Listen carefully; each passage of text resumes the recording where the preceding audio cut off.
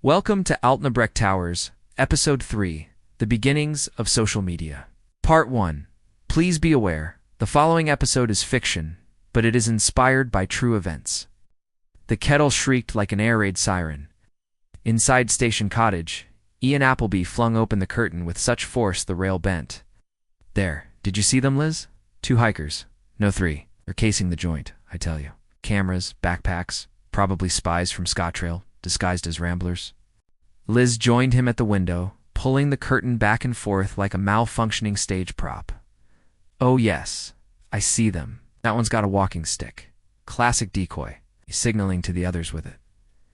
The 3 bewildered hikers who had merely disembarked at Altnabreac, hoping to cross 40 miles of peat bog, were treated to the sight of 2 pale faces pressed flat against the glass, glaring as though about to launch a medieval siege. One hiker muttered, "I think they've mistaken us for burglars." Back inside, Ian hissed, "Right. Evidence time. Get the phone." Liz fumbled with the ancient mobile, which had the processing power of a teaspoon and a lens perpetually smeared with butter. "It's buffering again, Ian. The world can't see the truth if it keeps buffering." Ian puffed up his chest. "Liz, we are whistleblowers, brave warriors.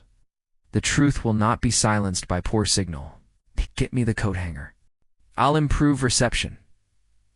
5 minutes later, Ian stood on a chair with a coat hanger taped to his head, yelling, "Go live.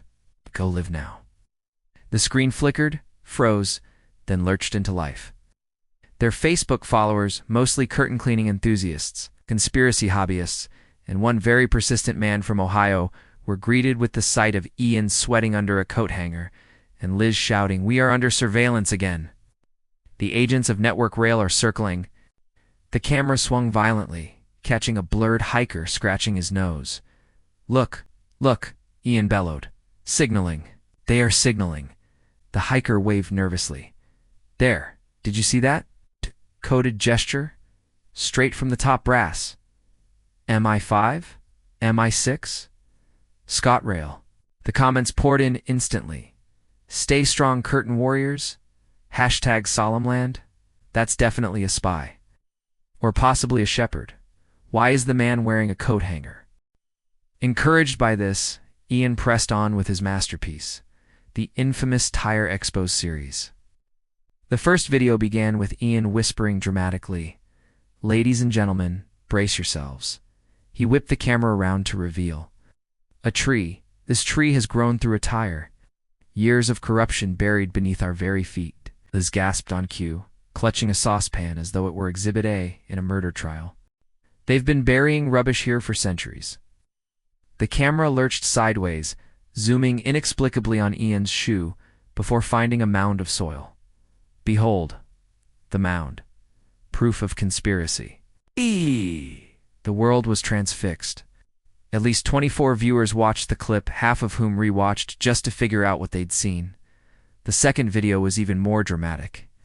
Liz had insisted on doing commentary while Ian filmed. Unfortunately, Ian had the stabilization skills of a drunken otter. The footage swung from sky to bog to his own trousers, while Liz bellowed, "Another infill. Tires everywhere. Bruce Wayne owns this so-called quarry, but we know the truth. It's our solemn land." The video ended abruptly when Ian tripped over a kettle cord and landed in the mud, still holding the phone. For 3 minutes, their followers were treated to nothing but Ian's muffled curses and the close-up of a worm. The third video was uploaded with grand fanfare. Liz addressed the camera as though testifying before Parliament. The previous occupiers, Bruce Wayne and Selina Kyle, claimed they owned this land. Lies. Absolute lies. They ran away on the 24th of June 2020. One ran away. I tell you, after burying mountains of rubbish with their accomplice, John McKay Limited. Ian swung the camera triumphantly to a half-buried tire. "Exhibit B," he cried. "Solid proof of wrongdoing." The transcript, hastily typed out by Liz later that night, repeated the words "buried rubbish" no fewer than 17 times and included 3 unrelated biblical references for gravitas. Die. By the 4th video, their audience had swollen to 37 viewers. Ian and Liz now considered themselves international influencers. Liz pointed furiously at another mound of soil while Ian zoomed dramatically. "This is evidence of a scrapyard business. Liz howled. Still here today? And how did the police and the HSE investigating the death of an employee not see this?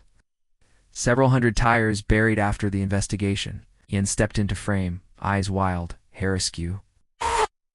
Friends, we are victims. Harassed daily by trains, by sheep, by the agents of tyranny. Donate to our GoFundMe. Every pound helps us defend solemn land. Their GoFundMe, titled Defenders of Solemn Land, had reached £42.11 by this point, largely due to repeat donations from the man in Ohio who was convinced Altnabreac was somewhere near Dallas. Meanwhile, British transport police officers dispatched to investigate the tire conspiracies found themselves starring, unwillingly, in Liz and Ian's next viral video. Here they are, Liz shrieked, camera trembling, the henchmen of oppression. The two constables, barely out of training, blinked into the lens like startled owls. We're just here to check reports of trespassing, ma'am, one said gently. Aha, hear that, Ian? Harassment. Pure harassment. Quick, upload it. Ian stormed into frame, jabbing a finger. This is our solemn land. You will not step foot on it without paying the toll. £1,000 per boot? The constables exchanged weary glances. One muttered, I thought this job would be trains, not. Whatever this is, Liz swooped closer, narrating wildly. Look, everyone. Witness the agents of tyranny threatening us in our own home. This is persecution. Curtain-based persecution. Within hours, the clip had been uploaded under the title Tyranny at the Cottage. The comments section went berserk. Free the curtain warriors. Those policemen are obviously actors. Donate now, justice must be served. The constables, meanwhile, went home and filed their report under general nonsense, a category which Altnabreac was filling faster than the inbox at Scott Trail HQ. By the end of the week, Ian and Liz had achieved cult-like notoriety. Every twitch of the curtain was now broadcast. Every passerby was uploaded. Even the postman was caught on film, labeled as a possible saboteur delivering coded envelopes. And through it all, the kettle whistled, the curtains twitched. And Ian and Liz plotted their next move, convinced that with enough hashtags, enough teapots, and enough GoFundMe appeals, the world would soon recognize their rightful claim. Defenders of solemn land, champions of paranoia, and stars of their very own farce. Thank you for watching this episode of Altnabreac Towers. If you or someone you know is struggling, please reach out. There are resources in the description below. Join us next time for another chapter in this incredible story. Don't forget to subscribe.